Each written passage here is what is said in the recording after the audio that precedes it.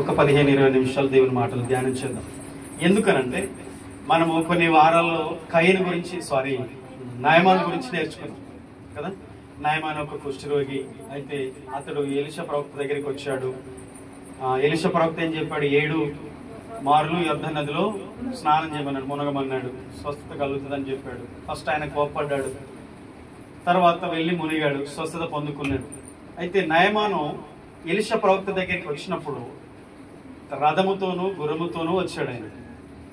అదే 2 రాజుల 5వ అధ్యాయం 4-5 వచనాల్లో చదివితే ఆ సిరియా రాజు ఇశ్రాయేల్ రాజుకు ఉత్తరం రాశాడు. నా సేవకుడు సైన్యాధిపతి నయమాను కుష్ఠరోగంతో ఉన్నాడు, నేను అక్కడికి పంపిస్తున్నాను, ఆయన స్వస్థత పొందాలి, ఆ దిగునికి కానుక పంపిస్తున్నానని ఉత్తరం రాస్తే ఆ ఉత్తరం చదివి ఆయన, నేను స్వస్థత పరచడానికి కుష్ఠరోగం పోగొట్టడానికి నేనేం దేవుణ్ణా అని పంచాది కొరకు లేకపోతే గొడవ కొరకు యుద్ధం కొరకు పంపిస్తున్నాడా, వెటకరంగా మాట్లాడుతున్నాడని ఆయనకి ఏమి తోయక వస్త్రాలు చింపుకున్నాడట ఇశ్రాయేల్ రాజు. అప్పుడు ఎలీషాకు ప్రవక్తకి ఈ విషయం తెలిసిన తర్వాత ఎలీషా ప్రవక్త రాజు దగ్గరికి మనిషిని పంపి, ఎందుకు నువ్వు వస్త్రాలు చింపుకుంటున్నావు? 2 రాజుల 5వ అధ్యాయంలో చదవద్దులే కానీ చెప్తున్నాను, 7, 8 ఆ వచనాల్లో ఉందన్నమాట.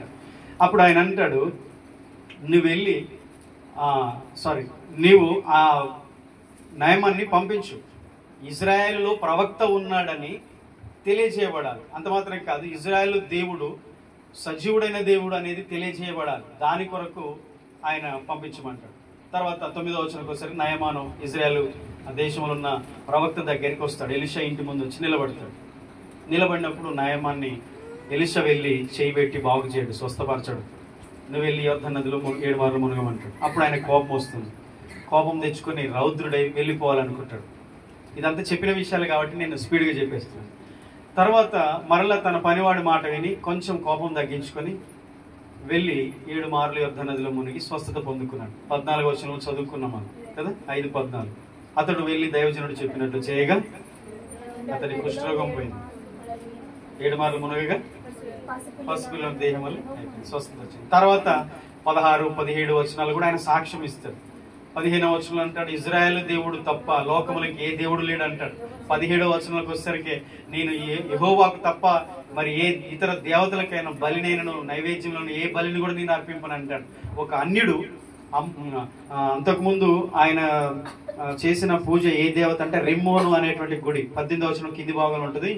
తన యజమానుడు మొరక్కుటకు రిమ్మోను గుడిలో వచ్చి నా చేతి మీద ఆనుకున్నప్పుడు నేను రిమ్మోను గుడిలో నమస్కారం చేసిన ఎడల రిమ్మోను గుడిలో నేను నమస్కారం చేసిన సంగతి గురించి యెహోవా నీ దాసుని నన్ను క్షమించును గాక అంటాడు. అంతకు ముందు చేసిన తప్పులు ఒప్పుకుంటున్నాడు, అంతకుముందు చేసిన పాపములు, చేసిన విగ్రహారాధన అంతా ఒప్పుకుంటున్నాడు. లోకంలో ఏ దేవుడు లేడు, ఏ దేవత లేదు, యెహోవాయే దేవుడు. ఇజ్రాయెల్లో ఉన్న దేవుడే దేవుడు, ఆయనే గొప్ప దేవుడు. ఎందుకంటే ఏ మందు కూడా కుష్ఠరోగాన్ని పోగొట్టలేదు. ఈ యొక్క నయమాను రోగాన్ని పోగొట్టింది యెహోవా దేవుడే. అందుకనే ఆయన అంత స్ట్రాంగ్ గా సాక్ష్యం ఇస్తున్నాడు, ఈ దేవుడే గొప్ప దేవుడు అని చెప్తున్నాడు. హల్లెలూయా. ఆ విషయాలన్నీ మనము ఆ 18వ వచనం వరకు మనం నేర్చుకున్నాం. ఓకే, అయితే ఈ సందర్భంలో మనం ఇంకా కొన్ని సంగతులు నేర్చుకున్నాం. గుర్తుందా? ఉజ్జియా రాజు గురించి, తర్వాత మిరియాము అహరోను గురించి, కయీను హేబేలు గురించి కూడా నేర్చుకున్నాం. కొంచెం అటు వెళ్ళాం. ఎందుకు ఏ సందర్భంలో వెళ్ళామంటే కోపము అనే దాని విషయంలో వెళ్ళాం. ఫస్ట్ వారం నేను చెప్పాను, కోపము. కయీను వంటి పగగల వారందరూ నీతిమంతుడైన హేబేలు వంటి వారికి లెక్క చెప్పాలి. హేబేలు హత్యకు కయీను లెక్క చెప్పాలి. ఆ రోజుతో అయిపోలేదు, అది టెంపరీ పనిష్మెంట్ ఇచ్చాడు దేవుడు అంతే. కానీ రేపు ఉంది. పగ, కోపం, ఈ 2 నరహత్య చేపిస్తాయి. ఒక మనిషిని చంపడానికి ఫస్ట్ కోపం, ఆ కోపము కాస్త పగగా మారిపోతుంది, ఆ తర్వాత హత్య జరుగుతుంది. దీని వెనకాల సాతాను ఉంటాడు, సాతాను దూతలు అనగా దురాత్మలు ఉంటాయి, పడదోయబడిన అపవిత్రాత్మలు. ప్రతి కోపం వెనుక, పగ వెనుక, హత్య వెనుక ఖచ్చితంగా సాతాను దుష్టశక్తి పనిచేస్తూ ఉంటుంది. మరి భూమి మీద జరుగుతున్న వింతలు, సంగతులు అన్నీ చెప్పుకోవాలంటే డైమాలజిస్ట్ ఒకటి ఉంటుంది అనమాట, దయ్యాల శాస్త్రం ఉంటుంది. మనమేమో దయ్యాల శాస్త్రాన్ని ఇప్పుడేం నేర్చుకోవట్లేదు. ప్రస్తుతం మనం దేవుని శాస్త్రాన్ని మనం ధ్యానిస్తున్నాం. మనకు ఆ సబ్జెక్టు పని లేదు, కాకపోతే తెలుసుకోవడం కూడా అవసరమే. దాన్ని తెలుసుకోవాలంటే మెచ్యూరిటీ అవసరం. మరి మనకు మెచ్యూరిటీ కూడా కావాలి, స్పిరిచువల్గా స్టాండర్డ్స్ కొన్ని కావాలి. లేఖనాల్ని మనం ఎక్కడ మిస్గైడ్ చేసుకోకుండా, అపార్థం చేసుకోకుండా, వాక్య సారాంశాన్ని మనం గ్రహించే స్టాండర్డ్స్ ఉంటాయి. అప్పుడు దయ్యాల శాస్త్రం నేర్చుకోవచ్చు. సాతానేమో చిన్నవాడు కాదు. వాని గురించి నేర్చుకుంటే, వాని గురించి తెలుసుకుంటే ఊకోడు. వానితో ప్రార్థనలు, వానితో పోరాటానికి మోకరిస్తేనే వాళ్ళతో పోరాడుతుంటాడు. ఎక్కువ ప్రార్థన చేసే వాళ్ళకి ఎక్కువ సమస్యలు వస్తాయి. ఎక్కువ ప్రార్థన చేసే వాళ్ళు ఎక్కువగా అనారోగ్యతల పాలవుతుంటారు. ఎక్కువ ప్రార్థన చేసే వాళ్ళకి ఎక్కువగా పోరాటాలు ఎందుకు వస్తుంటాయి తెలుసా? సాతాను పోరాడుతూ ఉంటాడు.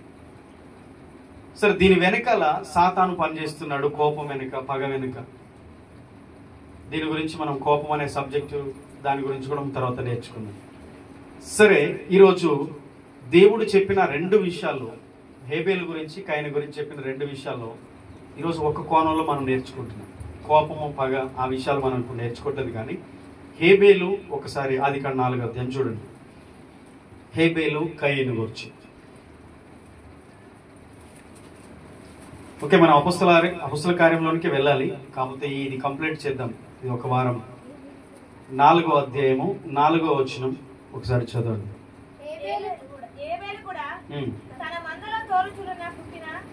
వాటిలో క్రొవ్విన వాటిని కొన్ని తెచ్చెను. యెహోవా హేబేలును అతని అర్పణను లక్ష్యపెట్టెను, కయీనును అతని అర్పణకు ఆయన లక్ష్యపెట్టలేదు. చాలు. ఓకే, 3వ వచనం ఒకసారి చదవండి. కొంతకాలమైన తర్వాత కయీను పొలము పంటలో కొంత యెహోవాకు అర్పణగా తెచ్చెను. చాలు. 3, 4 వచనాల్లో కయీను కొంతకాలమైన తర్వాత తన పొలములో పంటలో కొంత యెహోవాకు అర్పణగా తెచ్చాడు. హేబేలు కూడా మందలో తొలిచూళ్ళ పుట్టిన వాటిలో క్రొవ్విన వాటిని కొన్ని తెచ్చాడు. యెహోవా హేబేలును అతని అర్పణను లక్ష్య పెట్టాడు, కయీనును అతని అర్పణను లక్ష్య పెట్టలేదు. ఈ 3, 4 వచనాల్లో ఇద్దరి మధ్య మనం ఒకసారి తేడాన్ని గమనిస్తే, లక్ష్య పెట్టెను, లక్ష్య పెట్టలేదు. ఫస్ట్ వ్యక్తిని, ఆ తర్వాత తెచ్చిన అర్పణను. కయీనును అతని అర్పణను, హేబేలును అతని అర్పణను. అర్పణ అంటే ఏమనుకుంటున్నారు మీరు? కానుక. ఓకేనా? దేవుని దగ్గరికి మనం తెచ్చే ఏదైనా సరే, అది పంట అయినా, డబ్బైనా, అది ఏదైనా కావచ్చు, ధాన్యం కావచ్చు, అది కూరగాయలు కావచ్చు, బియ్యమే కావచ్చు. మనం దేవుని దగ్గర తీసుకొచ్చే అర్పణ, కానుక దేవుడు అంగీకరించాలి. అయితే కానుకను అంగీకరించడానికి ముందు దేవుడు తెచ్చిన వ్యక్తిని అంగీకరించాలి. హల్లెలూయా. ఇది మిస్ కావద్దు. మనం ఇది మిస్ అయిపోతే మనం తెచ్చే కానుక మాత్రమే మనం చూడొద్దు. ఫస్ట్ మనల్ని మనం దేవునికి ఒక కానుకగా అర్పించుకోవాలి, మనల్ని అంగీకరించాలి. అంటే మనం తెచ్చే కానుక కంటే ముందు దేవుడు ఏ కానుకను కోరుతున్నాడంటే, మనల్ని మనమే దేవునికి ఒక కానుకగా, లేకపోతే ఒక అర్పణగా మనం అర్పించుకోవడాన్ని దేవుడు కోరుకుంటున్నాడు. హల్లెలూయా. నేను ఒక మాట అడుగుతాను, దేవునికి మన హృదయాలను అర్పించుకున్నామా? ఒక్కసారి మిమ్మల్ని మీరు పరీక్షించుకోండి. ఇది అవసరం. ఒకవేళ ఇది లేకుండా మనం చేసేదంతా మనకు ఆశీర్వాదకరంగా ఉండదు.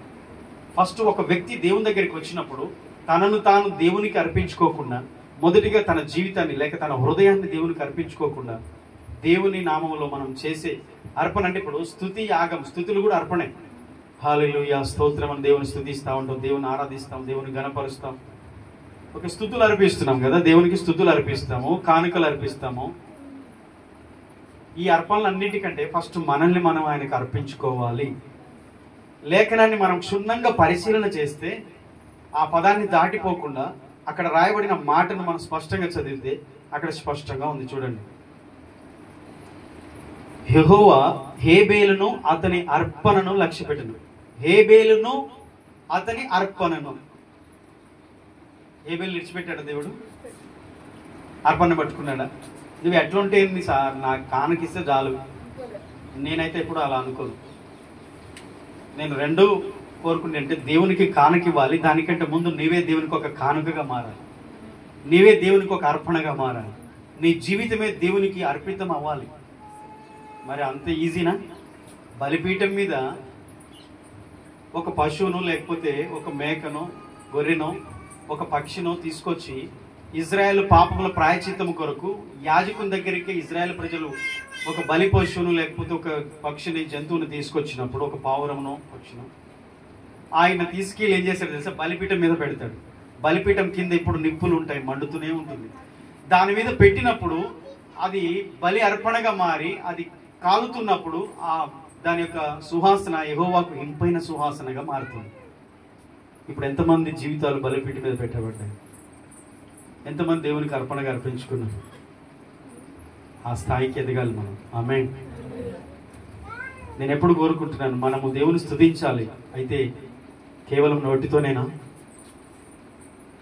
మన జీవితం ద్వారా కూడా దేవుని మహిమపరచాలి. హల్లెలూయా. దేవుని స్తుతించాలి. దేవుడు సాక్ష్యం ఇస్తాడు. అర్పణ గురించి దేవుడు అడుగుతాడు. పట్టించుకోడు అనుకుంటారు చాలా మంది. నేను ఇచ్చే కానుక దేవుడు చూస్తున్నాడా, నేను ఇచ్చేది పాస్టర్ తీసుకుంటున్నాడా అనుకుంటారు. తప్పది. ఆ దృక్పథమే తప్పు. ఇచ్చే ప్రతిదీ కూడా అది దేవుని దగ్గరికి వచ్చిన తర్వాతనే. అర్హత కలిగిన సేవకుడు 10 రూపాయలు తింటాడు. నిజంగా దేవుని చేత పిలువబడి నమ్మకంగా నిలబడి దేవుని కొరకు పరిచయం చేసే సేవకుడు తింటాడు. అది అర్హత. రకరకాల సేవకులు ఉన్నారు, వారి గురించి నేను ఇప్పుడు మాట్లాడట్లేదు. నీవిచ్చే 10 రూపాయలు కూడా, నీవిచ్చే కానుక అది దేవునికి ఇస్తున్నావు. అది దేవునికి ఇంపైన సువాసనగా, దేవుని దృష్టికి విలువైనదిగా, దేవుడు అంగీకరించేదిగా ఉండాలంటే అది ఎక్కడి నుండి వస్తుంది? ఫస్ట్ నీ హృదయంలోంచి, ఆ తర్వాత నీ చేతిలోకి వచ్చి, ఆ తర్వాత కానుక పెట్టలోనికి వెళ్తుంది, దేవుని సన్నిధికి వెళ్తుంది.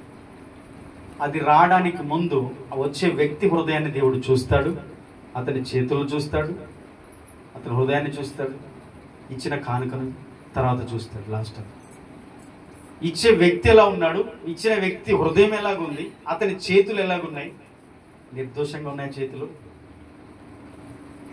కానుకిచ్చే చేతులు నిర్దోషంగా ఉన్నాయా? హృదయం నిర్మలమైన హృదయమేనా? ఇచ్చే ఉద్దేశాన్ని కూడా దేవుడు చూస్తాడు. దేవుడు అతని అర్పణను అంటున్నాడు. హేబేలు అర్పణను లక్ష్య పెట్టాడు. హేబేలు లక్ష్య పెట్టలేదు, ఆయన అర్పణ లక్ష్య పెట్టాడు అంటే దేవుడు ధనాపేక్ష కలిగిన వాడు అవుతాడు. నువ్వు ఎట్టుంటలే ఏంటి హేబేలు, కయీను నువ్వు ఎలాంటి వాడైతే ఏంటి, నువ్వు ఇచ్చే కానుక కావాలని దేవుడు అంటాడా? అనడు.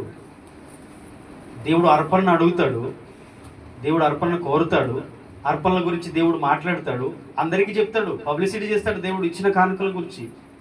నా మాటలు కాదండి, బైబిల్లోనే చూపిస్తాం మీకు. మనం ఇచ్చే కానుకను గురించి దేవుడు ఆలోచిస్తాడా? అసలు కానుకను చూస్తాడా? ఆ కానుకల గురించి దేవుడు మాట్లాడతాడా? సాక్ష్యం ఇస్తాడా? ఇవేవి చేయడు దేవుడు. పట్టించుకోడు. గుడ్డోడు చెవిటోడు అనుకుంటాం మనం. గుడ్డోడు చెవిటోడు కాదండి. మనం ఇచ్చే ప్రతి కానుక మీద ఆయన దృష్టి ఉంటుంది. ఆమేన్. హల్లెలూయా. బైబిల్ చెప్తుంది స్పష్టంగా. హేబేలును అతని అర్పణను లక్ష్య పెట్టిన దేవుడు కయీనును అతని అర్పణను లక్ష్య పెట్టలేదు. పోనీ కయీను లక్ష్య పెట్టకపోయినా, కయీను జీవితం హృదయం సరిగా లేదు. కయీను తెచ్చింది మంచి పొలం పంట ఫస్ట్ తెచ్చాడు, హేబేలు కంటే ముందు తెచ్చాడు. మళ్ళీ అంటే అర్పణ తేవాలని ఆలోచన హేబేలు కంటే ముందు కయీనుకే ఉంది. కానీ కయీనును దేవుడు చూస్తున్నాడు. రెండవది, కయీను తెచ్చిన అర్పణను దేవుడు చూశాడు. మనం ఇచ్చే కానుక, మనం వేసే కానుక, మనం దేవునికి తెచ్చే అర్పణ దేవుణ్ణి ఘనపరిచేదిగా ఉండాలి. హల్లెలూయా. దీన్ని అపార్థం చేసుకుంటే పాస్టర్స్ డబ్బు కోసం వాక్యం చెప్తారు అనుకుంటారు. అలా చెప్తే డబ్బు పిచ్చోడు దేవుడు అవుతాడు. ఫస్ట్ దేవుడే చెప్పాడు అది. మరి డబ్బు కోసం సేవ చేసే వాళ్ళు ఉన్నారు, డబ్బు కొరకే సేవ చేసే సేవకులు ఉన్నారు. వారు దేవుని సేవకులా దయ్యం సేవకులా నాకు తెలియదు, కానీ దేవుడు ఉన్నాడు. నిజమైన దేవుని సేవకులు ఉన్నారు. దేవుడు కానుకను అడుగుతాడు, డబ్బును అడుగుతాడు, దశంభాగం అడుగుతాడు, కానుకను అడుగుతాడు, అంగీకరిస్తాడు. దాన్ని ఇవ్వకపోతే మంచిగా ఇవ్వలేదని సాక్ష్యం ఇస్తాడు, మంచిగా ఇస్తే మంచిగా ఇచ్చాడు, విశ్వాసంతో ఇచ్చాడని సాక్ష్యం ఇస్తాడు. ఇచ్చిన వాని గురించి ఓపెన్ గా బట్టబయలు చేస్తాడు, ఇచ్చిన కానుకను పబ్లిసిటీ చేస్తాడు దేవుడు. మనుషులే తెలుగులో అనుకుంటారు దేవుడు పిచ్చోడు అవుతాడా? కానే కాదు. నీవు ఇచ్చే కానుక దేవునికి ఇస్తున్నావు.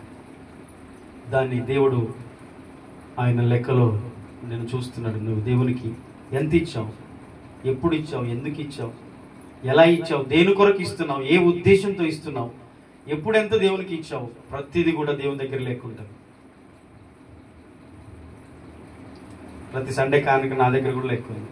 ఇన్ని సంవత్సరాల డైరీ కూడా ఉంది. ఏ వారం ఎంత కానుక వస్తుంది, ఎవరు ఎప్పుడు ఏ కానుక ఇచ్చారు, ఎంత కానుక ఇచ్చారు, స్పష్టంగా నా దగ్గర ఉంది. దేవుడు ఖచ్చితంగా మన అర్పణని గురించి లక్ష్యం ఉంచుతాడు. మీరు ఆ మాట గుర్తుపెట్టుకోండి. అలా లేకపోతే ఆ మాటలు దేవుడు రాయడానికి అనుమతించేవాడే కాదు. కయ్యను అతని అర్పణను లక్ష్య పెట్టలేదు. కయ్యనిచ్చిన కానుక గురించి రాయాల్సిన అవసరం ఉందా? హేబెల్ ఇచ్చిన కానుక గురించి రాయాల్సిన అవసరం ఉందా?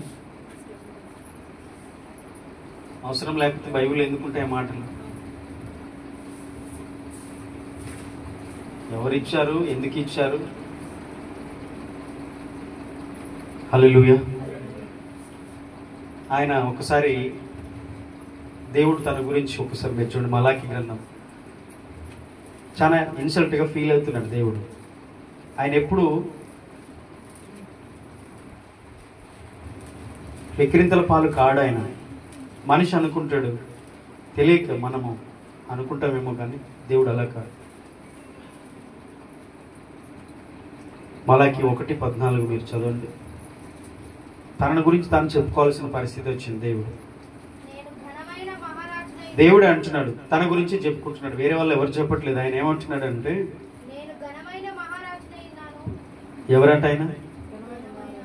ఎవరటైనా నేను బిచ్చగాడిని అయ్యాను, మీరు నా కానుకలు ఇవ్వండి. ఆయనే సర్వభూమికి మహారాజు. భూమియు దాని సంపూర్ణతయు, లోకము దాని నివాసులు యెహోవాయే. భూమి మీద ఉన్న సంపూర్ణత అన్నీ కూడా ఆయనే.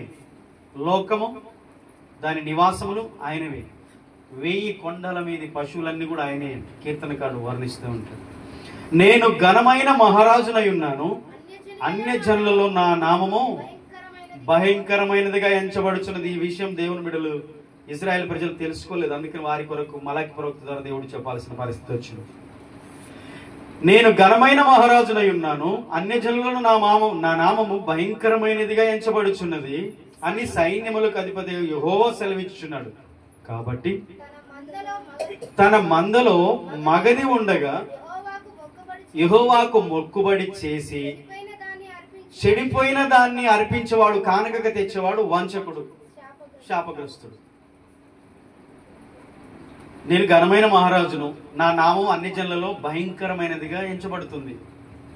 ఆయన నామమే భయంకరమైన. ఆయనకు ఇంకో పేరు తెలుసా? భయంకరుడు. చెప్పండి అందరూ, ఏం పేరు? భయంకరుడు. మన దేవుడు భయంకరుడు.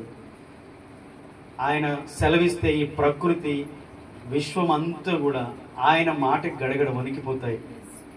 ఆగు అంటే సముద్రం సైలెంట్ అయిపోయింది, నిమ్మలమైపోయింది. లాజరు బయటికి రా.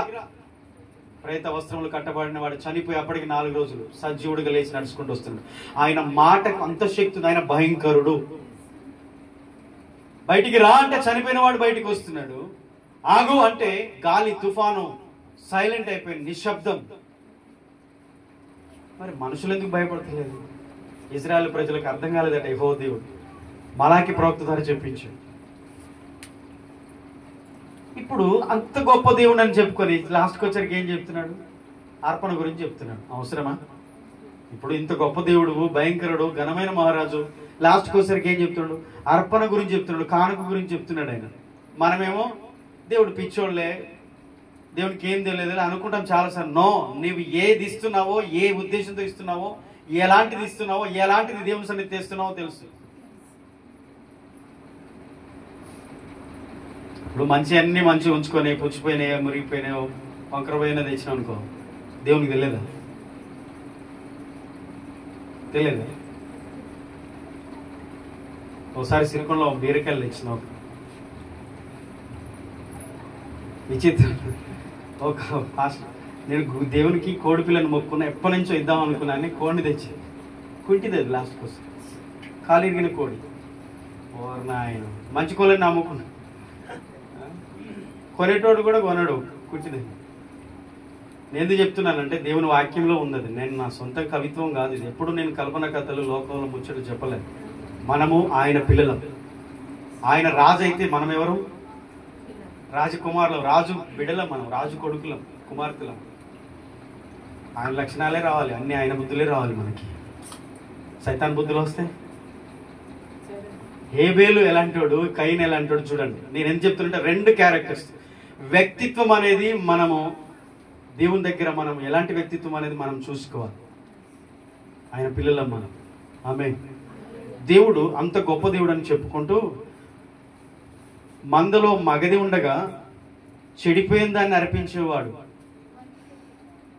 మందలో కొవ్వినే ఉన్నాయి, మంచి మంచి కొవ్వినే ఉన్నాయి, శ్రేష్టమైన ఉన్నాయి.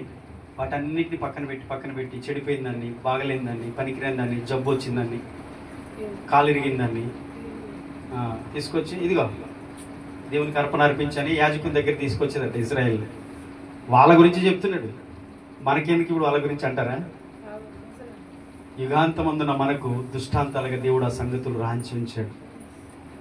ఇవన్నీ కొత్త నిబంధనలు కూడా ఉన్నాయి. పాత నిబంధనల నుంచి చెప్తున్నా అనుకుంటున్నారు, కొత్త నిబంధనలు ఉన్నాయి. ప్రతిది కూడా మనకు ముందుగా దేవుడు రాంచి ఉంచాడంటే మనము అలాంటి స్థితికి వెళ్ళొద్దని. హేబేలు గురించి గొప్పగా చెప్పాడు, కయీను గురించేమో ఘనహీనతగా చెప్పాడు. సరే, కయీను వదిలేద్దాం, ఆయనతో మనకి పని లేదు. కానీ హేబేలు నీతిమంతుడు కదా. ఆమేన్. హేబేలు నీతిమంతుడు. హేబేలు తెచ్చిన అర్పణ దేవుడు లక్ష్య పెట్టాడు, సంతోషించాడు, ఆనందించాడు. హేబేలు అర్పణ తీసుకొస్తే దేవుడు మామూలు కాదండి. అసలు కొత్త నిబంధనలో ఉన్న భక్తులకు కూడా చెప్పాడట ఆయన. ఇప్పుడు హేబేలు ఎక్కడ? సృష్టి ఆరంభంలో ఉన్న ఆదాము హవ్వల కుమారుడు. కొత్త నిబంధనలు ఉన్న ఆత్మరూపిగా ఆయన చెప్పాడు. అందుకనే పౌలు, అపొస్తలుడైన పౌలు హేబేలుని గురించి మరలా కొత్త నిబంధన సంఘానికి బోధించాల్సి వచ్చింది. హెబ్రీ పత్రిక 11వ అధ్యాయం ఒకసారి ఆ మాట చూడండి. హేబేలు గురించి ప్రస్తావన, కయీను గురించి ప్రస్తావన దేవుడు అక్కడ తీసుకురాలేదు. కానీ విశ్వాస వీరుల జాబితాలో హేబేలు ఉన్నాడు, నీతిమంతుల జాబితాలో హేబేలు ఉన్నాడు. ఇదిగో దేవునికి ఇష్టమైన వారి జాబితాలో హేబేలు ఉన్నాడు. దేవునికి అర్పణ తెచ్చిన వారిలో, శ్రేష్టమైన అర్పణ తెచ్చిన వారిలో, సాక్ష్యం పొందిన వారిలో, నీతిమంతుల ఆ జాబితాలో హేబేలు ఉన్నాడు. హెబ్రీ 11వ అధ్యాయం 4వ వచనం. విశ్వాసమును బట్టి కంచెను, విశ్వాసమును బట్టి హేబేలు కయీను కంటే శ్రేష్టమైన బలి దేవునికి అర్పించెను. దేవుడు అతని అర్పణలను గూర్చి సాక్ష్యం ఇచ్చినప్పుడు అతడు ఆ విశ్వాసమును బట్టి నీతిమంతుడని సాక్ష్యము పొందెను. చప్పట్లు కొడదాం గట్టిగా, దేవునికి మహిమ కలుగును గాక. ఎప్పుడు హేబేలు, ఎప్పుడు ఈ పౌలు కొత్త నిబంధన? చెప్పండి. కొన్ని వేల సంవత్సరాల తర్వాత కూడా నీతిమంతుడైన, విశ్వాస వీరుడైన, దేవుని చేత ఇష్టుడని సాక్ష్యం పొందిన హేబేలు గురించి మాట్లాడుతున్నాడు. ఇప్పుడు చూడండి, విశ్వాసమును బట్టి, దేనిని బట్టి హేబేలు అర్పణ తెచ్చాడు? మరి కయీను దేనిని బట్టి అర్పణ తెచ్చాడు? విశ్వాసం బట్టి కాదు. ఈరోజు విశ్వాసంతో మనం కానుక దేవునికి ఇవ్వాలి. దేవుని పని చేసినా, పరిచర్య చేసినా, సేవ చేసినా, కానుక ఇచ్చినా, అర్పణ ఇచ్చినా, అది ఏదైనా, దశమ భాగమైనా, ప్రథమ ఫలమైనా, స్వేచ్ఛార్పణైనా, మనం ఏది చేసినా, ఏది ఇచ్చినా, చివరికి మనం దేవునికి ఇచ్చే సమయం కూడా విశ్వాసమును బట్టి ఇవ్వాలి. ఈరోజు పనికి వెళ్తే 200, 500 వస్తాయి. కానీ ఆ 200, 500 కంటే దేవుని సన్నిధి గొప్పదని ఎందుకు వచ్చావు? విశ్వాసమును బట్టి. నా దేవుని సన్నిధిలో నేను గడపడము నా జీవితానికి మేలు, నాకు ఆశీర్వాదకరమని విశ్వాసంతోనే మనం సమయము కూడా విశ్వాసంతోనే దేవునికి ఇవ్వాలి. కొంతమంది విశ్వాసం లేకుండా చేస్తారు. ఉపయోగం ఉంటుందా? మనకు ఉపయోగం ఉంటుందా? అస్సలు విశ్వాసం లేకుండా దేవునికి ఇష్టడుగా ఉండటమే అసాధ్యం. హేబేలు విశ్వాసం బట్టి అర్పణ తెచ్చాడు కాబట్టి మందలో చెడ్డై ఉన్న శ్రేష్టమైన దాన్ని, క్రొవ్విన వాటిని, మీరు ఆదికాండం 4వ అధ్యాయం 4వ వచనం చదువుకున్నారు. హేబేలు తన మందలో కొవ్విన వాటిని కొన్ని తెచ్చాడు. వేటిని తెచ్చాను? దేవునికి అర్పణ తెస్తే ఏవి తేవాలి? కోవిన వాటిని తెస్తామా? మనం కోసుకొని తినాలి. కొంచెం నవ్వుకోవడానికి కూడా కొన్ని బాగా అనిపిస్తుంది కదా సందర్భం చూసినప్పుడు. దేవుడు అది రాంచాడు స్పష్టంగా. గొర్రెల పొట్టెళ్ళు ఒక అర్పణ తెచ్చాడు, గొర్రె పిల్లని తెచ్చాడు అంటే అయిపోతుంది. కొవ్విన వాటిని ఎందుకు దేవుడు రాయడానికి అనుమతి ఇచ్చాడు? ఎందుకు అది రాయబడిందంటే దేవుడు హైలైట్ చేస్తాడు.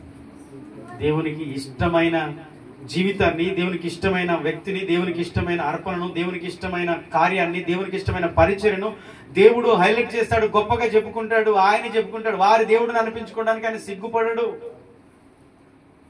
ఆయన అసలు సిగ్గుపడడు. అందుకని చాలా మంది గురించి దేవుడు చెప్పాడు. మోషే నా ఇల్లంతట్లో నమ్మకమైన, దావీదు నా హృదయానుసారం, యోసేపు ఫలించడి కొమ్మ.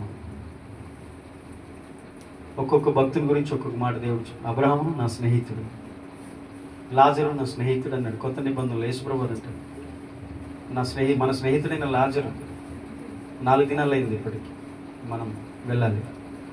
స్నేహితుడిని సంబోధించాడు. అంటే దేవునితో సహవాసం చేసే వ్యక్తిని దేవుడు స్నేహితుడని పిలుస్తాడు. హేబేలు నీతిమంతుడు. దేవుడు టైటిల్ ఇచ్చాడు అంతే, ఎవరు తీసేయలేదు. బైబిల్లో కొంతమంది స్త్రీలకు కూడా ఇచ్చాడు, పురుషులకు ఇచ్చాడు. ఈరోజు నాకు ఇవ్వాలి అని మనం ఆశపడాలి. దేవుడు అక్కడ పిలిచినప్పుడు కోట్లాది దేవతల మధ్య మన గురించి చెప్పేటప్పుడు ఫలానా మన ఉత్త పేరే పిలిస్తే బాగుండదు. ఏం ఘనత ఉంటుంది?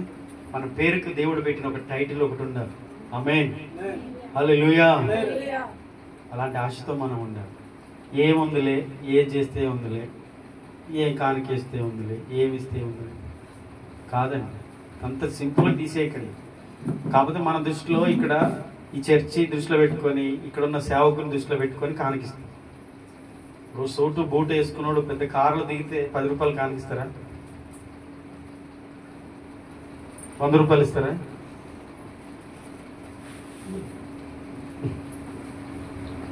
కల్వర్ టెంపుల్ పోతున్నారు, అక్కడ 10 రూపాయలు వేస్తారు అనుకుంటున్నా. కానుకలు 100 కూడా ఉండవు, 500 పైనే, 1000. కల్వర్ టెంపుల్ పోయేటోళ్ళు పల్లెటూరు చర్చి కూడా వస్తారు. ఏడుకొసరికి 500 కాస్త 10 రూపాయలు అయిపోతుంది. అంటే దేవుని దృష్టిలో పెట్టుకొని ఇస్తున్నారా?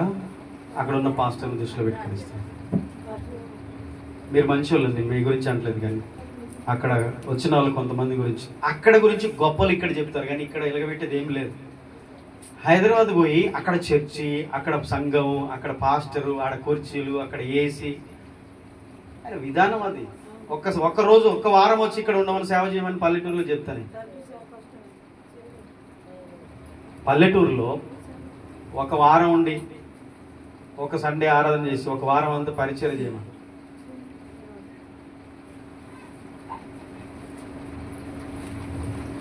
లోకం చూసినట్టు క్రైస్తవులు చూడదు, ఆ దృష్టి మార్చుకోవాలి. ఆమేన్. ఇప్పుడు దేవుని దృష్టి హేబేలు మీద పడింది. దేవుని కళ్ళు హేబేలు చూస్తున్నాయి. పరలోకమందున్న దేవుడు ఇద్దరిని చూస్తున్నాడు. కయీను తెచ్చాడు, బలిపీఠం కట్టాడు, బలిపీఠం మీద అర్పణ పెట్టాడు.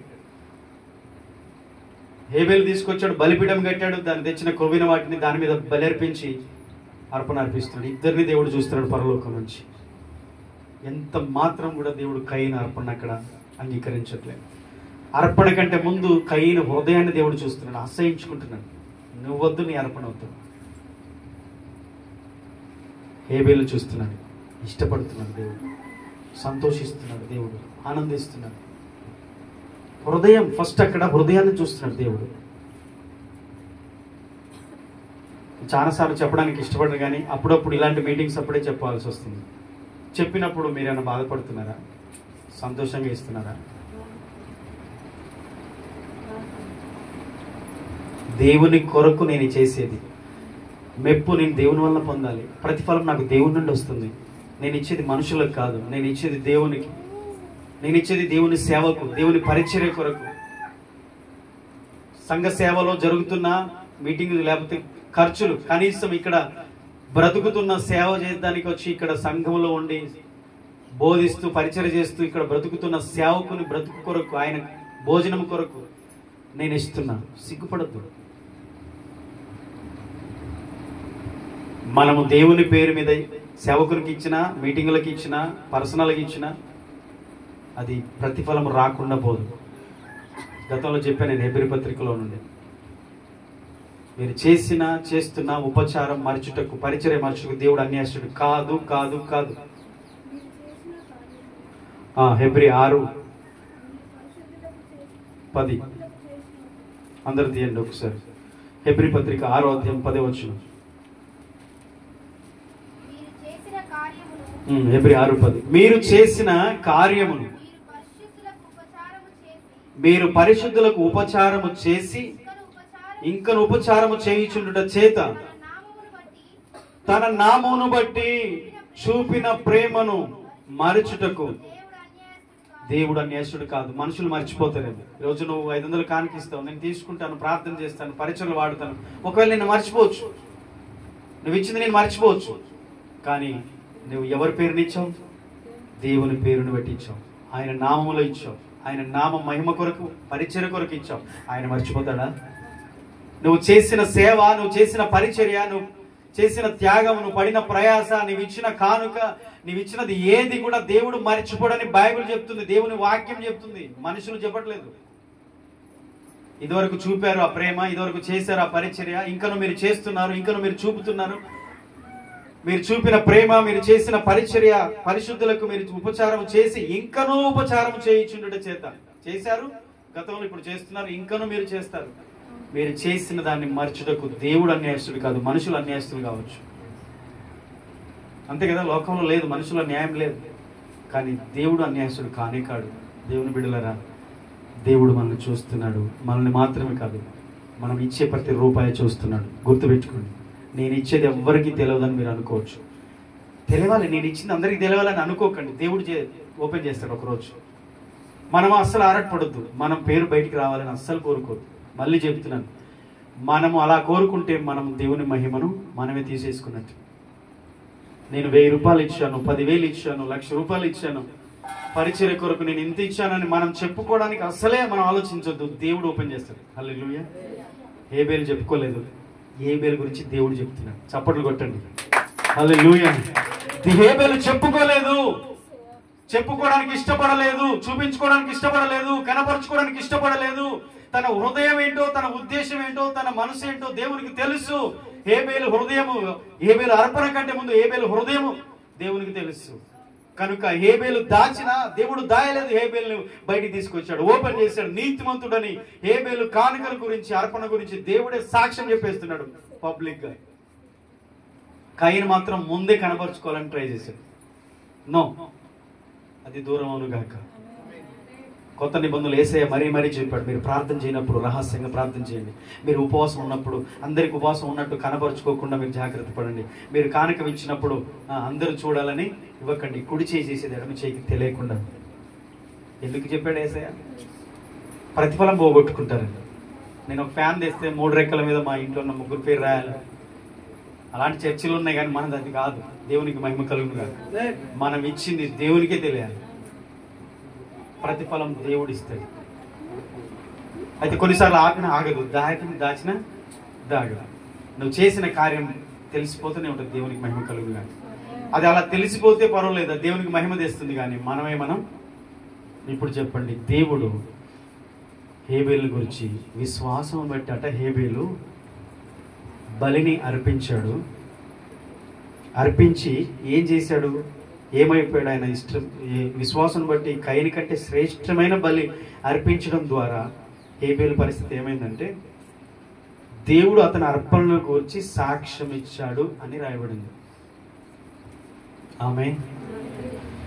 దేవుడు విశ్వాసులు తెచ్చే అర్పణల గురించి సాక్ష్యం ఇస్తాడు అని బైబిల్ చెప్తుంది. దేవుడే సాక్ష్యం ఇస్తాడు. మీకు సందర్భం గుర్తు చేయనా? అబ్రహాముని ఇస్సాకును బలిగా అర్పించమని అడిగాడు దేవుడు కదా, ఆదికాండం 22వ అధ్యాయం. ముసలితనాన్ని కొడుకునిచ్చి మళ్ళా బలి అర్పించమంటే ఎంత కోపం వస్తుంది? ఆయనకి కోపం రాదు, ఎందుకంటే దేవుడు మనుషులు తినే దేవుడు కాదు. నన్ను టెస్ట్ చేస్తున్నాడు, నా విశ్వాసానికి పరీక్ష. నేను ఇక్కడ ఓడిపోవద్దు, ఖచ్చితంగా నేను గెలవాలి. దేవుడు ఇచ్చి మళ్ళీ అడుగుతాడా? అడుగుతాడు. మనకు ఒకటే తెలుసు ఏంటంటే దేవుడు ఇచ్చేవాడే కానీ తీసుకునేవాడు కాదని మనం అనుకుంటాం. ఇది విచిత్రం. దేవుడు అడుగుతాడు, దేవుడు అడుగుతాడు, ఇచ్చి అడుగుతాడు. ఏమీ లేని అబ్రాహామును ఏమి లేకుండా చేశాడు. విడిచిపెట్టిరా, విడిచిపెట్టి వచ్చాడు. స్వదేశం బంధువులను అందరిని విడిచిపెట్టి వచ్చాడు. ఇస్తాను, నేను ఇస్తాను, అందరిని విడిచిపెట్టిరా, అన్ని విడిచిపెట్టిరా అంటే విడిచిపెట్టాడు. నేను దీవిస్తాను అన్నాడు. మాట తప్పాడా? దీవించాడు. మళ్ళీ ఏమంటున్నాడు? పిల్లల్ని ఏమని అబ్రాహం అడిగాడా? అడగలే. అడగకముందే ఇస్తాడు కొన్నిసార్లు. మళ్ళీ ఏమని అడుగుతాడు? హల్లెలూయా. దేవుడు ఎట్లా అడుగుతాడో, ఎప్పుడు అడుగుతాడో, ఏ విధంగా తెలియదు. అబ్రహాం ఓడిపోలేదు. మోరియా కొండకి ఎక్కాడు. కుమారుని తీసుకుని వెళ్ళాడు. కాలు చేతులు బంధించాడు. బలిపీఠం పెట్టి కట్టెలు పేర్చి కుమారుని ఇస్సాకును దాని మీద పెట్టి కత్తి తీశాడు. కత్తి పైకి లేచిన అంతే. కొన్ని సెకండ్లో ఇస్సాకు మెడ మీద కత్తి పడుతుంది. ఆగు అబ్రహామా. ఎందుకు? దేవుడు ఆగు, చెయ్యి అట్లా అయిపోయింది. ఇందు మూలమున, మీరు అక్కడ చదువుకోండి 22:10 అనుకోండి. ఇందు మూలమున నీవు దేవునికి భయపడువాడవని నాకు. ఆమేన్, హల్లెలూయా. ఆదికాండం 22 రిఫరెన్స్ చూపిస్తాను అంతే మీకు, ఒకసారి చూడండి అమ్మా. 12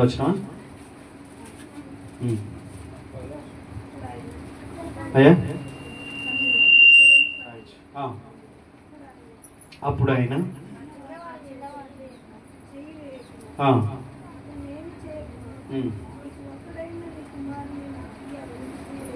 కనుక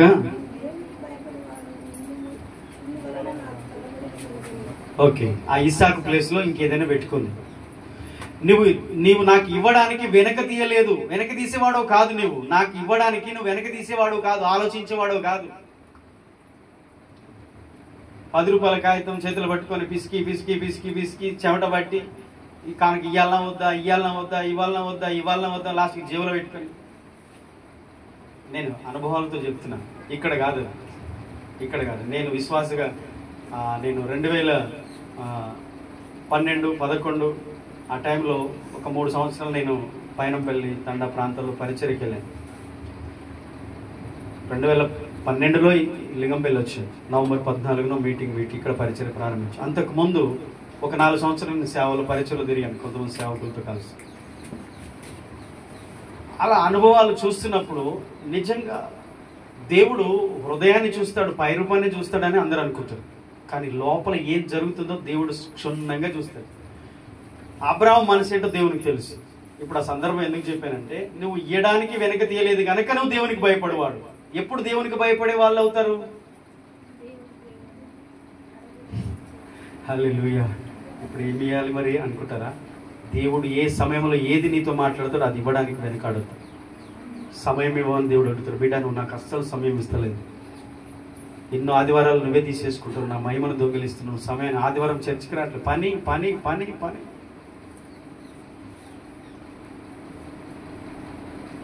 తర్వాత ఏమైతే తెలుసా? చెప్తే మా గురించి కూడా పాస్టర్ గారు ఇట్లా చెప్తాడా అనుకుంటారు. సిరికొండలో జరిగింది చెప్తాను. బ్రతిలాడి కూడా చెప్పాను. 3 నెలలకు ఒకసారి చర్చకు వచ్చేది. రీసెంట్గా హార్ట్ స్ట్రోక్ వచ్చి 1 లక్షలు ఖర్చు అయిపోయింది.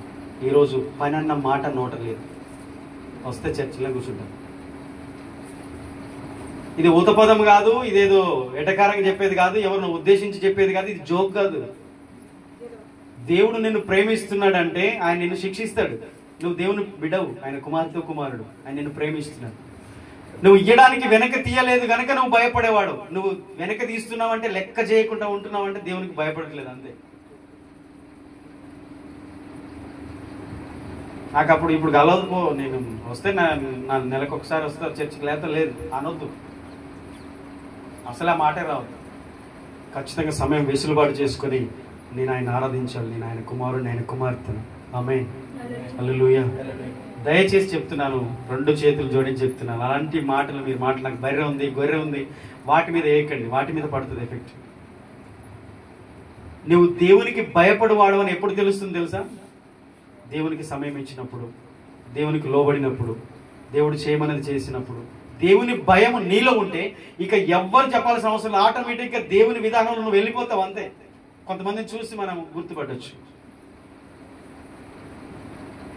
నీకే తెలుస్తుంది, నేను చెప్పాల్సిన అవసరం లేదు. పెద్ద ప్రవక్త ఎవరంటే ఎవరో వచ్చి మనకు ప్రవచనం చెప్పాలి. పెద్ద ప్రవక్తలు మనమే. ఎందుకంటే మన మనస్సాక్షికి అన్నీ తెలుసు. మనం ఏంటో మనకంటే ఎక్కువ ఇంకెవరికి తెలియదు, దేవునికి తప్ప. హల్లెలూయా. సాక్ష్యం ఇస్తాడు దేవుడు, ఇస్తాడు, తప్పకుండా ఇస్తాడు. హేబేలు గురించి, హేబేలు కయీను కంటే శ్రేష్టమైన అర్పణ అర్పించాడని దేవుడు సాక్ష్యం ఇచ్చాడా లేదా? మరి నీ గురించి ఇవ్వడా? నా గురించి ఇవ్వడా? తప్పకుండా ఇస్తాడు. మన గురించి దేవుడు సాక్ష్యం ఇస్తాడు, మర్చిపోవద్దు. నేరుగా అక్కడ పక్కన కూర్చొని చెప్పాడు. లూకా సువార్త 21వ అధ్యాయం మొదటి వచనం మీరు ఒకసారి చదవండి, నేను ముగిస్తున్నాను. రెండు నిమిషాలు. లూకా 21:1. లూకా సువార్త 21వ అధ్యాయం 1వ వచనం మీరు చదవండి ఒకసారి.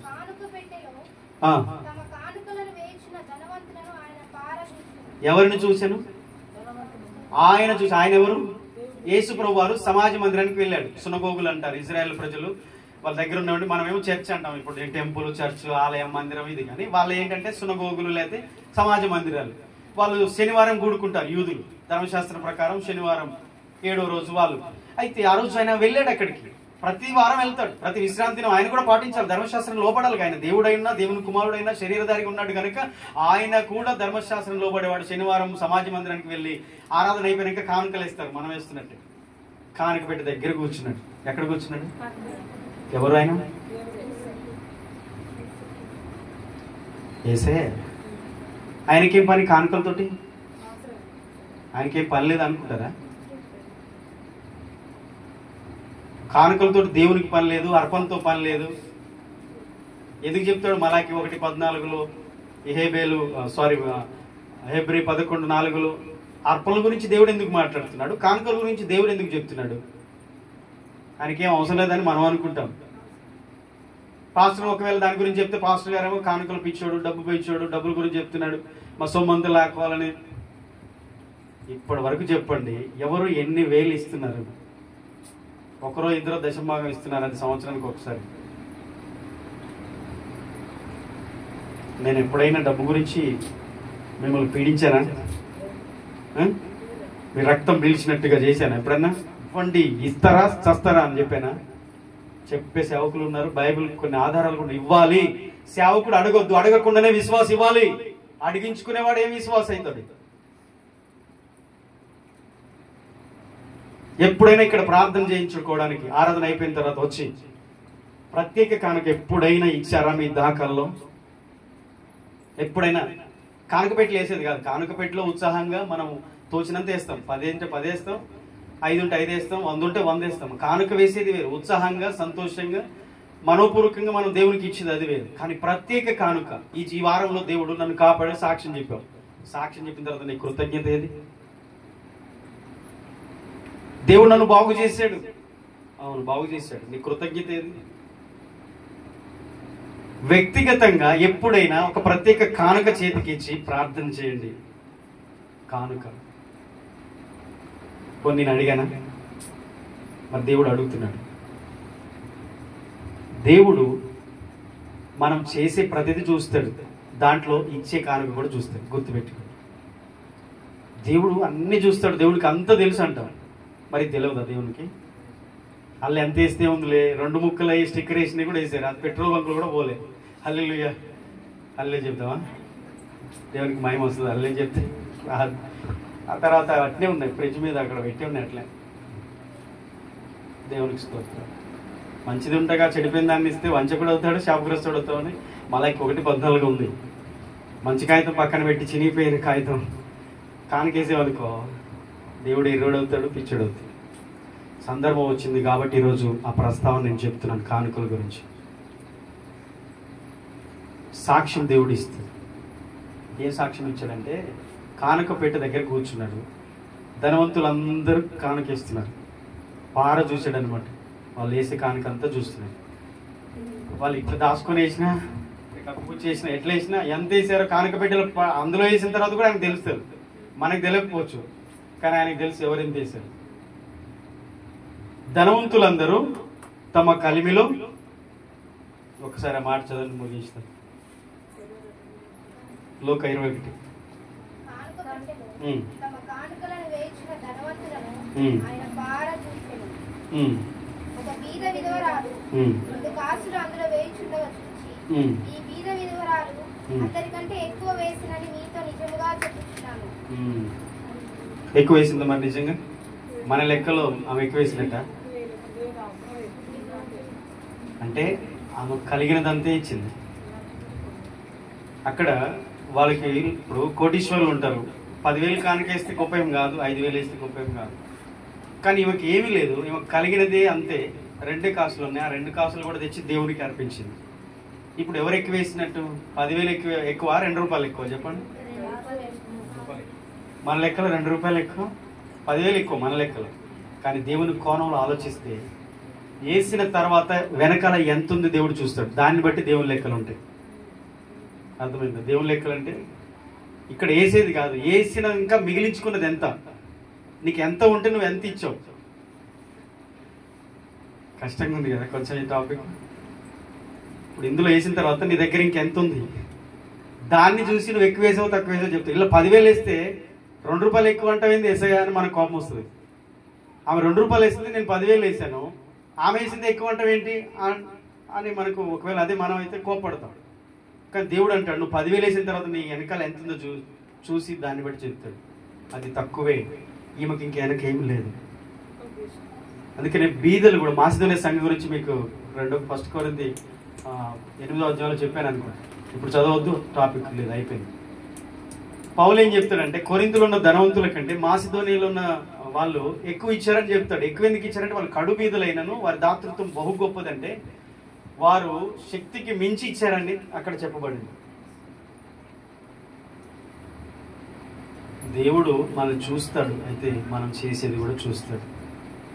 కయీనును అతని అర్పణను లక్ష్య పెట్టలేదు, హేబేలును అతని అర్పణను లక్ష్య పెట్టాడంటే హేబేలు అర్పణనే కాదు, హేబేలు హృదయాన్ని జీవితాన్ని దేవుడు చూశాడు, అంగీకరించాడు. ఆ తర్వాత ఆయన అర్పణను అంగీకరించాడు, దాన్ని దేవుడు చెప్పుకోవడానికి ఇష్టపడ్డాడు. హేబేలు కయీను కంటే శ్రేష్టమైన బలిని అర్పించి అతడు నీతిమంతుడని సాక్ష్యం పొందాడు. విశ్వాసం బట్టి అతడు కానుకిచ్చాడు, విశ్వాసం బట్టి ఇష్టమైన బలిని దేవునికి అర్పించాడు. విశ్వాసం బట్టి నీతిమంతుడుగా దేవునికి ఇష్టడుగా ఆయన నిర్ణయించబడ్డాడు, నీతిమంతుల జాబితాలో ఉన్నాడు. ఈరోజు మనం చూస్తాము, నయమాను కానుక లేకుండా ఎలిషా దగ్గరికి రాలేదు. కుష్ఠరోగం బాగు కావాలని వచ్చాడు, బాగానే ఉంది, కానీ కానుక తీసుకొని వచ్చాడు. చాలాసార్లు మనం అనుకుంటాం, బైబిల్ ఏం చెప్తుంది, ధర్మశాస్త్రం ఏం చెప్తుంది, వట్టి చేతులతోనే ఉంది దేవుని సన్నిధిని కనపడదు. దేవుడు కేవలం మనల్ని అంగీకరిస్తాడా, మనం తెచ్చే వాటిని అంగీకరించడా? వాటిని పట్టించుకోడా దేవుడు? భక్తి అంటే 2 ఉంటాయి, క్రియలు ఉండాలి, వాక్యం ఉండాలి. వాక్యము, క్రియ. కొంతమంది వాక్యానుసారంగా జీవిస్తారు, మంచిగా దేవునికి దగ్గర ఉంటారు, ప్రార్థిస్తారు, చర్చికి వెళ్తారు, ఆరాధన చేస్తారు, ఇంటి దగ్గర ప్రేయర్ చేస్తారు, అన్నీ బాగుంటాయి. ఆ భక్తి క్రియల రూపంలో కూడా దేవునికి సమయం ఇవ్వడం, దేవుని కొరకు పరిచయం చేయడం, దేవునికి విలువ ఇవ్వడం, దేవుని మంచి కానుకలతో దేవుని గణపరచడం. దేవుడు మనం తెచ్చేదాన్ని, మనం ఇచ్చేదాన్ని, మనల్ని దేవుడు అన్నిటిని దేవుడు చూస్తాడు, మనల్ని చూస్తాడు. మనం తెచ్చేదాన్ని దేవుడు చూడని అనుకోకండి. ఇక్కడ మనకు తెల్లమైపోయింది. కాబట్టి హేబేలు వల్ల ఉందామా, కయీను వల్ల ఉందామా? హేబేలు వల్ల మనం ఉందాం. ఆమేన్. హేబేలు వల్ల మనం ఉందుముగాక, దేవుని చేత మంచి సాక్ష్యం పొందుదుముగాక. దేవుడు చూస్తాడు, కానుక వేసే వాళ్ళని కూడా చూస్తున్నాడని లోక 21:1 మనం చదువుకున్నాం. దేవుడు ప్రతిదీ చూస్తాడు. మనం చేసేది ఏది కూడా మనిషిని కాదు, దేవుని కొరకు విశ్వాసం బట్టి మనం చేయాలి, విశ్వాసం బట్టి మనం పరిచయం చేయాలి, విశ్వాసం బట్టి దేవుని సేవ మనం చేయాలి. దేవుడు చూస్తున్నాడు. ఇప్పుడు నేను నా విషయంలో కూడా ఒక్క మాట చెప్పనివ్వండి. ఎన్నోసార్లు నిరుత్సాహపడ్డాను, సరైన ప్రోత్సాహం లేదు కదా. సంఘంలో చూస్తే పరిస్థితి అలాగుంది, సంఘంలో ఉన్న వాళ్ళు పరిస్థితులు అన్నీ నాకు తెలుసు. ఆర్థిక పరమైన లోటు ఉంది, చర్చికి అట్లేకపోతున్నాం. కనీసం 10-12 సంవత్సరాలైనా అయినా ఇల్లు లేకుండా ఇదే చర్చిలోనే 10-12 సంవత్సరాల నుంచి ఉంటున్నాం. ఏం చేయాలని ఆలోచించిన చాలాసార్లు పరిచర్య చేయలేము, ఏదైనా పని చేసుకుంటే అందరం హాయిగా ఉంటాం. బాబు నెలకి 20,000 సంపాదిస్తున్నాడు, మేమిద్దరం కష్టపడితే అందరం 50,000 నెలకి 50-60,000 సంపాదించుకుంటాం, పని చేసుకొని బయటకు వెళ్ళిపోవచ్చు అనుకున్నాం. దేవుని పిలుపు, దేవుడు పిలిచిన పిలుపు, మరణ స్థితిలోనికి వెళ్ళినప్పుడు దేవుడు బ్రతికించాడు. అప్పుడు వాగ్దానం చేసి, అయ్యా బ్రతికితే నీ కొరకు బ్రతుకుతాం. ప్రజలు ఎలా సహకరించినా సహకరించకపోయినా నీ నామంలో మేము సేవకని వచ్చాం, నీ పిలుపుని బట్టి నీ కొరకు బ్రతుకుతాం, నీ సేవ చేస్తాం. ఆర్థిక పరంగా ఎంతో కృంగిపోయాము, అప్పులు ఎన్నో విస్తారంగా అప్పులు కూరుకుపోయాం. అయినా దేవుని యొక్క ప్రేమను బట్టి పరిచయం నిలబడిపోయాం. అర్థం చేసుకోవాలి, దేవుడు మనకి ఇచ్చిన దాన్ని మనం దేవుని కొరకు మనం మన జీవితాన్ని అర్పించుకొని మనం బ్రతకాలి తప్ప మనుషులను బట్టో పరిస్థితులను బట్టో మంచిగా ఉన్నప్పుడు ఉత్సాహంగా మంచిగా లేనప్పుడు ఇంకో రకంగా ఉండకూడదు. దేవుడు మన అన్ని విషయాలు చూస్తాడు, అన్ని విషయాల్లో మన దేవుడు ఆశీర్వదిస్తాడు, లేవనెత్తుతాడు. మరి మందిరం విషయం కూడా ఒక్క మాట చెప్పనివ్వండి. గత 6 నెలల క్రితం, అనగా 6 నెలలు కాదు 9 నెలల క్రితం మరి చర్చి విషయంలో మాట్లాడాం. కొంతమంది ఆర్థిక ఇబ్బందులు ఉండి ఏం చెప్పలేకపోయారు, కొంతమంది చెప్పారు. చెప్పిన వాళ్ళు కూడా ఎవరు ముందుకు రాలేదు, ఒక్కరు వచ్చారు. మరి పేతురు కుటుంబం ఒక 50,000 ఇచ్చారు. దేవుని చిత్తం అయితే ప్రార్థన చేయండి, మేము అంతే అని అనకుండా ఒక మాటతో సంఘంలో ఒక ఐక్యతతో వెళ్తే దేవుని చిత్తం అయితే క్రిస్మస్ వరకు మనం చర్చి ముగ్గు పోసి పని ప్రారంభించుదాం. దేవుడు తప్పకుండా సహాయం చేస్తాడు.